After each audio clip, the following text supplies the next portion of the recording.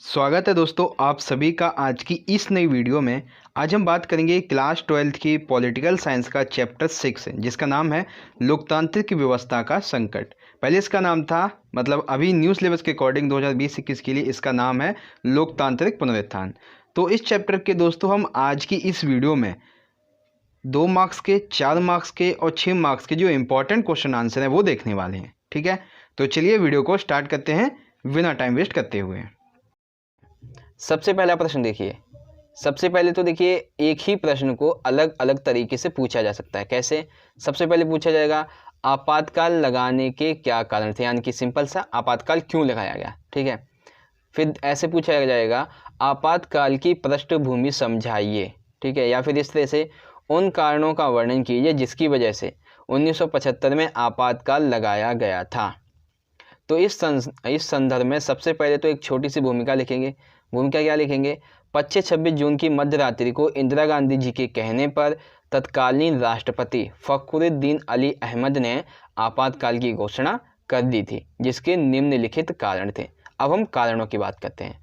तो सबसे पहला देखिए आर्थिक कारण। आर्थिक कारण में कई कारण हैं, जैसे पहला है बांग्लादेशियों की घुसपैठ। 1971 का भारत पाकिस्तान का जो युद्ध हुआ था, इस दौरान बांग्लादेशी लगभग 80 लाख बांग्लादेशी भारत में घुसपैठ कर आए थे, जिससे भारतीय अर्थव्यवस्था पर अतिरिक्त दबाव पड़ा था। दूसरा पॉइंट है आर्थिक प्रतिबंध। 1971 के भारत पाक युद्ध की वजह से अमेरिका ने भारत को किसी भी प्रकार की आर्थिक सहायता देने से मना कर दिया था, यानी कि एक तरह से भारत पर आर्थिक प्रतिबंध लग गया था। तीसरा है महंगाई बढ़ना। अंतर्राष्ट्रीय स्तर पर जो तेल के दाम थे उनमें वृद्धि हो गई। इसकी वजह से 1973 में महंगाई जो थी वो लगभग 23% थी। वहीं 1974 में यह महंगाई बढ़कर 30% तक हो गई थी, यानी कि महंगाई की वजह से जो भारतीय अर्थव्यवस्था थी वो काफ़ी खराब हो गई थी। और फोर्थ आएगा आर्थिक कारण में अकाल, यानी कि 1972-73 में मानसून की असफलता के कारण देश में अकाल की स्थिति आ गई थी एवं खाद्यान्न की कमी हो गई थी, जिसकी वजह से कालाबाजारी बढ़ती जा रही थी, भ्रष्टाचार बढ़ता जा रहा था और उत्पादन में लगभग 8% तक की कमी आ चुकी थी। ठीक है, तो आपातकाल लगाने के आर्थिक कारण क्या क्या हुए? बांग्लादेशियों की घुसपैठ 1971, भारत पाकिस्तान युद्ध के पश्चात अमेरिका द्वारा भारत पर आर्थिक प्रतिबंध, महंगाई का बढ़ना और अकाल। ठीक है, वहीं बात करते हैं सामाजिक कारण की। तो सामाजिक कारण में आपको आंदोलन बताने हैं। तो सबसे पहला आंदोलन है गुजरात आंदोलन 1974। ठीक है, जनवरी 1974 में गुजरात के छात्रों ने बढ़े हुए यानी कि जो रेट थे वो बढ़े हुए थे। तो बढ़े हुए कैंटीन के खाने, पुस्तकों, फीस, अन्य शिक्षण सामग्री के दामों एवं सरकारी संस्थाओं तथा नौकरियों में फैले भ्रष्टाचार के खिलाफ एक बड़ा आंदोलन छेड़ा, जिसका नेतृत्व मोरारजी देसाई के द्वारा किया गया था। ठीक है, वहीं दूसरा आंदोलन था बिहार आंदोलन, मार्च 1974। ठीक है, गुजरात आंदोलन से ही प्रभावित होकर गुजरात आंदोलन से ही प्रभावित होकर ये जो बिहार आंदोलन था ये भी स्टार्ट किया गया था। ठीक है, बिहार के छात्रों ने मार्च 1974 में ये आंदोलन छेड़ा और इस आंदोलन का जो नेतृत्व था वो जयप्रकाश नारायण ने किया था एवं यह शर्त रखी थी कि यह आंदोलन पूर्णतः अहिंसात्मक एवं राष्ट्रव्यापी होगा, यानी कि कोई हिंसा नहीं होगी और राष्ट्रीय स्तर पर होगा। तीसरा है संसद मार्च 1975 में जेपी नारायण के नेतृत्व में सभी कांग्रेस की जो विपक्षी पार्टियां थी, जैसे कि भारतीय लोकदल, सोशलिस्ट पार्टी आदि एकजुट हुए एवं एक रैली निकाली गई, जो कि बहुत बड़ी रैली थी। इससे कांग्रेस के विपक्षी दलों की ताकत का आभास हो गया, यानी कि इस रैली की वजह से कांग्रेस जो थी उसे अपनी विपक्षी दलों की ताकत का एहसास हो गया था। और फोर्थ पॉइंट है रेल हड़ताल 1974 में रेल कर्मचारियों ने बोनस की मांग को तथा रुके हुए वेतन को लेकर जॉर्ज फर्नांडिस के नेतृत्व में सरकार के खिलाफ एक आंदोलन छेड़ा, जिसकी वजह से देश में वस्तुओं की आवाजाही रुक गई थी। लेकिन सरकार ने कहा कि रेल हड़ताल जो है वो राष्ट्रीय स्तर पर इतनी बड़ी नहीं हो सकती है, उसके 20-25 दिन पश्चात ही ये जो रेल हड़ताल थी वो ख़त्म हो गई थी। ठीक है, तो कौन कौन से सामाजिक कारण हुए? गुजरात और बिहार आंदोलन, संसद मार्च और रेल हड़ताल। वही बात करते हैं राजनीतिक कारण की। तो राजनीतिक कारण जो है वो इंदिरा गांधी जी के चुनाव से संबंधित है। क्या है, देखिए 1971 के चुनाव इंदिरा गांधी जी ने रायबरेली की सीट से जीते थे और उसी सीट से जो हारे हुए उम्मीदवार थे जिनका नाम था राजनारायण, इन्होंने इलाहाबाद में इंदिरा गांधी के खिलाफ एक याचिका दायर कर दी। क्यों? उन्होंने कहा कि मतलब जब याचिका दायर की तो इस केस की सुनवाई जो थी वो जगमोहन लाल सिन्हा ने की थी और उन्होंने 12 जून 1975 को यह फैसला सुनाया, इंदिरा गांधी को प्रधानमंत्री पद त्यागना पड़ेगा, संसद की जो सदस्यता है वो भी खोनी पड़ेगी और अगले 6 महीने तक चुनाव नहीं लड़ सकेंगी। इंदिरा गांधी ने इस फैसले के पुनर्विचार के लिए सुप्रीम कोर्ट में याचिका दायर कर दी। वहां से सुनवाई एन रे के द्वारा की गई। इन्होंने कहा कि इंदिरा गांधी अपने पद पर तो आसीन रह सकती हैं परंतु वे लोकसभा की कार्यवाही में भाग नहीं ले सकते हैं। ठीक है, और फिर 25 जून 1975 के दिन जयप्रकाश नारायण की अगुवाई में सभी विपक्षी दल लगभग 3 लाख से अधिक लोगों ने दिल्ली के रामलीला मैदान में इंदिरा गांधी जी के इस्तीफे की मांग को लेकर इकट्ठा हुए। ठीक है, इसी स्थिति को भांपते हुए 25-26 जून की मध्यरात्रि को इंदिरा गांधी जी के कहने पर तत्कालीन राष्ट्रपति फखरुद्दीन अली अहमद ने आपातकाल की घोषणा कर दी थी।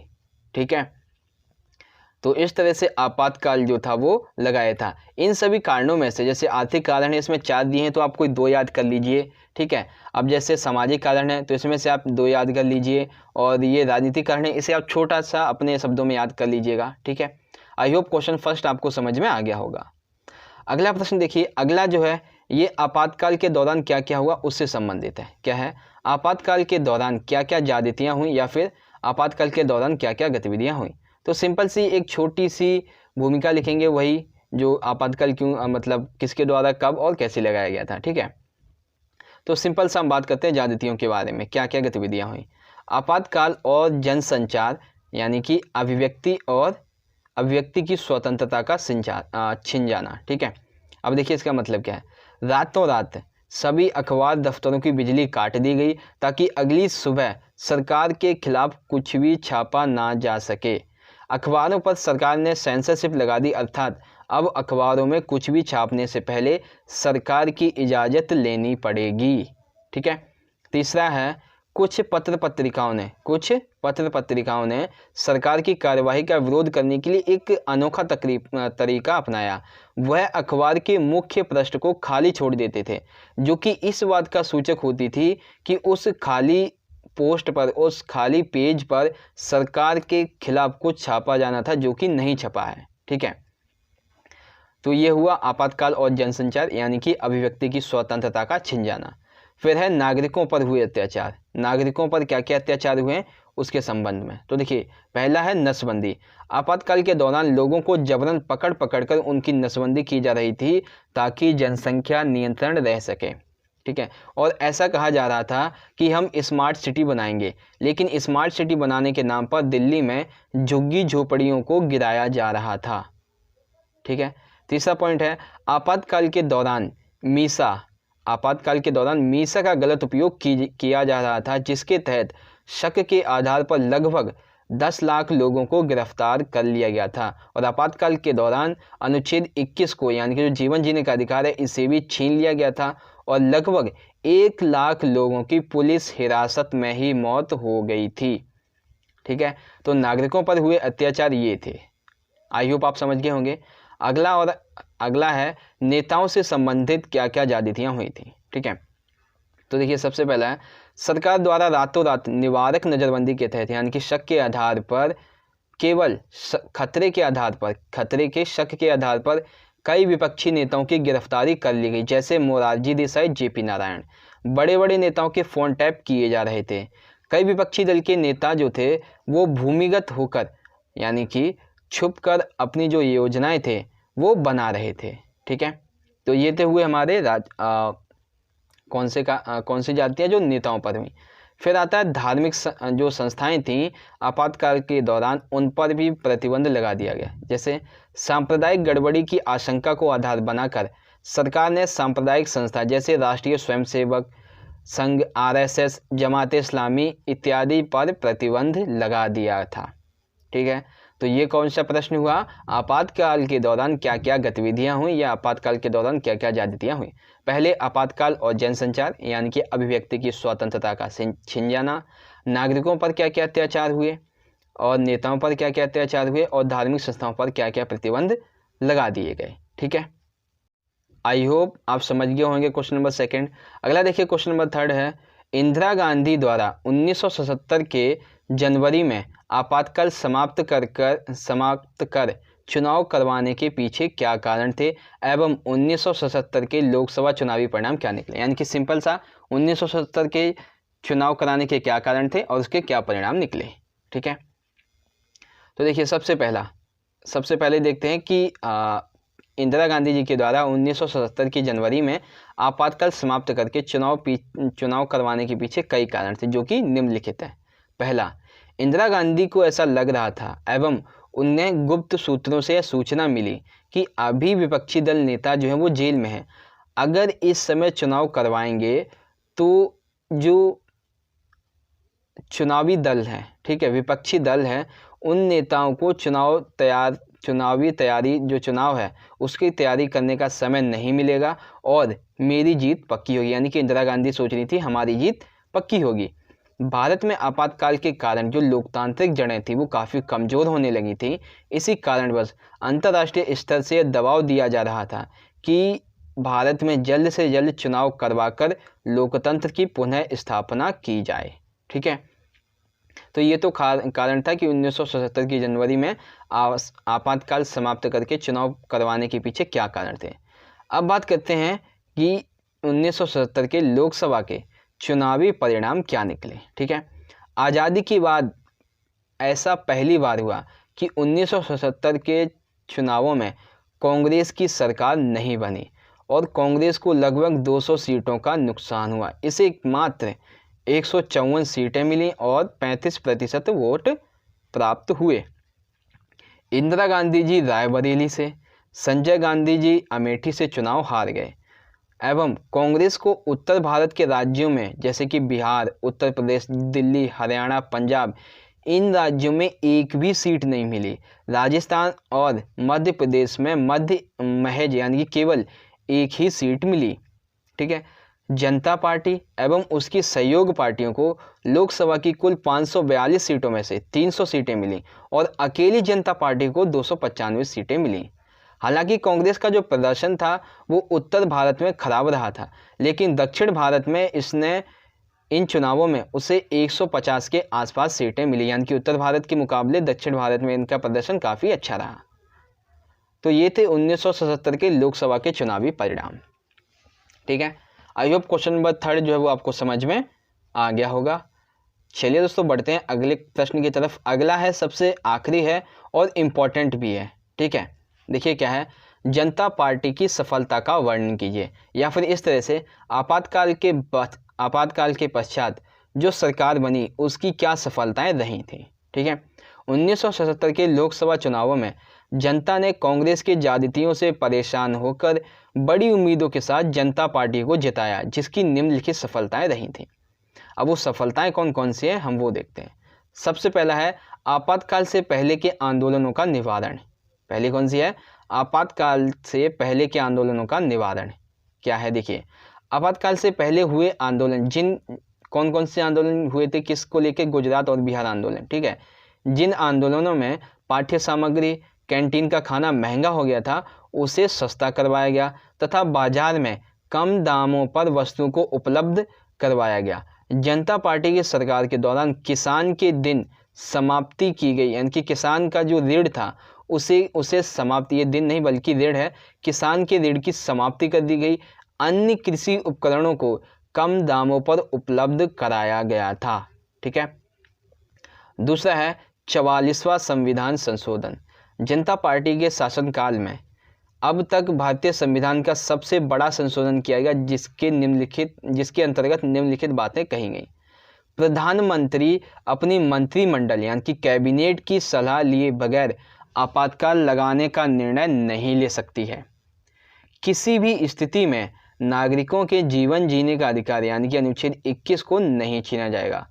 जब देश में सशस्त्र विद्रोह ना हो, जब तक देश में सशस्त्र विद्रोह यानी कि ऐसा ना लगे कि युद्ध हो जाएगा, तब तक आपातकाल नहीं लगाया जा सकता है। ठीक है, दूसरा पॉइंट क्या हुआ, 44वां संविधान संशोधन। तीसरा है शाहजांच आयोग। ठीक है, तीसरा क्या है, शाहजांच आयोग। मई 1977 में जनता पार्टी की सरकार ने सर्वोच्च न्यायालय के जो मुख्य न्यायाधीश थे, कौन से, जेसी शाह की अध्यक्षता में शाहजांच आयोग का गठन किया, जिसका कार्य था 25-26 जून की मध्य रात्रि को लगाए जाने वाले आपातकाल सही था या नहीं, उस कारण का पता लगाया जाए। ठीक है, शाहजांच आयोग की जो मुख्य सिफारिशें थी वो निम्नलिखित थी। 1971 में पाकिस्तान युद्ध के बाद जब देश में पहले से ही बाहरी आपातकाल लगा हुआ था, तो देश में आंतरिक आपातकाल लगाने की क्या जरूरत थी, पहली सिफारिश। दूसरी है, प्रधानमंत्री ने आपातकाल लगाने से पहले अपने गृह मंत्री या मंत्रिमंडल से सलाह मशवरा किए बिना आपातकाल लगाया था, जो कि एक गलत कार्य था। ठीक है, शाहजांच आयोग की ये रिपोर्ट थी। तो शाहजांच आयोग का गठन एवं उसकी रिपोर्ट, आई होप आपको समझ में आ गया होगा। आखिरी अवस्था है मंडल आयोग का गठन। जनता पार्टी की जो सफलता है वो है मंडल आयोग का गठन, फोर्थ पॉइंट। 1977 में अन्य पिछड़ा जाति के लोगों की स्थिति का पता लगाने के लिए इस आयोग का गठन किया गया, जिसने अपनी रिपोर्ट 1978 में सौंप दी। ठीक है, कब सौंपी, 1978 में। और लेकिन 1980 में कांग्रेस की सरकार की वापसी के कारण यह कार्य मंडल आयोग के गठन, मतलब मंडल आयोग का गठन जिस कार्य के लिए किया गया था, जो रिपोर्ट उसने प्रस्तुत की थी, वो कार्य रुक गया। कब, 1980 में, जब कांग्रेस की सरकार वापस आई तब। ठीक है, तो ये था आपातकाल के पश्चात जो नई सरकार बनी जनता पार्टी, उसकी क्या क्या सफलताएं थीं। आई होप आपको समझ में आ गया होगा। तो इस तरह से दोस्तों हमारी आज की ये वीडियो यहाँ पे ख़त्म होती है, और मैं आशा करता हूँ कि आपको आज की ये वीडियो पसंद आई होगी। अगर वीडियो दोस्तों अच्छी लगी हो तो लाइक करना, इस वीडियो को ज़्यादा से ज़्यादा अपने सभी दोस्तों के साथ ज़रूर शेयर कर दीजिएगा। हम मिलेंगे अगली वीडियो में अगले चैप्टर के MCQ क्वेश्चन आंसर की वीडियो के साथ। तब तक के लिए आप पढ़ते रहिए, अपना ख्याल रखिए। धन्यवाद। जय हिंद, वंदे मातरम।